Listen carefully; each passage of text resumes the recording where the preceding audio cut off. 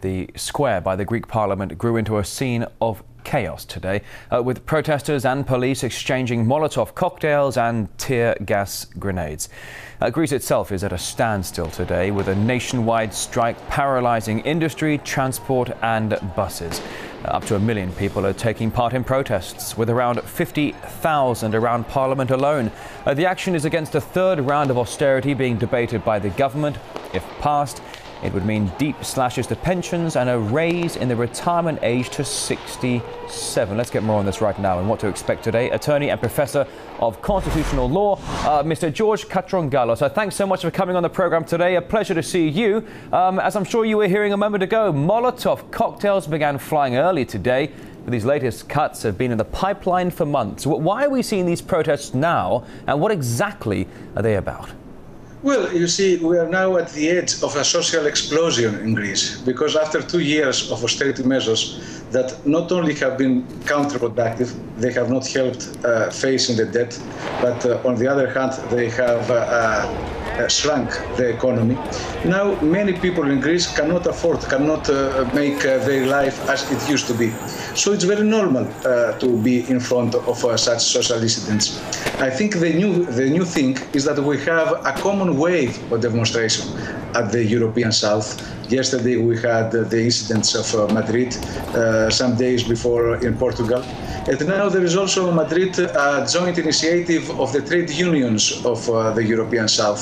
So maybe in the future we can expect a coordinated contestation of these austerity measures. Well, certainly it seems to be having no positive resonance among the public there. We were just showing the latest pictures as you and I were talking. Molotov cocktails, fire on the streets, tear gas, stun grenades, you name it. One of the popular slogans, though, at today's protests is, quote, "Dictatorship must end." What does that mean? Because wasn't the current government only elected very recently?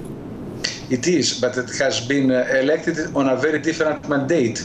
They have promised to renegotiate the famous, the notorious memoranda, that is the agreements between Greece and its lenders, and the state, without any kind of negotiation, they have then promised to Mrs. Merkel and the other European leaders just to implement all the former agreements.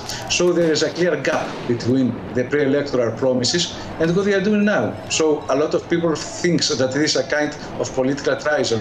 And also, moreover than that, besides the feeling that they have been betrayed, they have very, very real difficulties in living their lives. Now 25% of the Greek population is unemployed, 50% of the young people.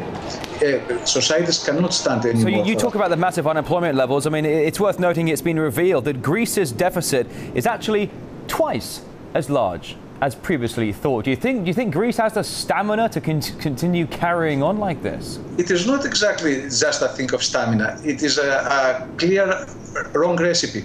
It is a kind of recipe that is more lethal than the medicines, more lethal than the disease itself. Because we see that these 2 years of the austerity measures, the debt has not decreased. It is now actually bigger than what it used to be, despite a haircut last year. And at the other point of view, we have also the shrinking of the economy. So it's a kind of vicious circle. We cannot reduce the debt. Instead, we are making the economy worse and the lives of the people more miserable. Of course, this cannot be a way out of the crisis. George Katrongalos, attorney and professor of constitutional law. A great pleasure to have you on the program today. Thank you.